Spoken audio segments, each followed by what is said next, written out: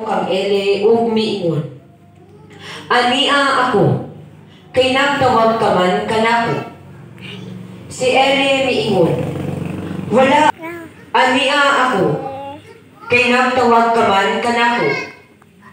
Apan mitubag siya, wala akong matawag kanimo, anako, higda pag-usab.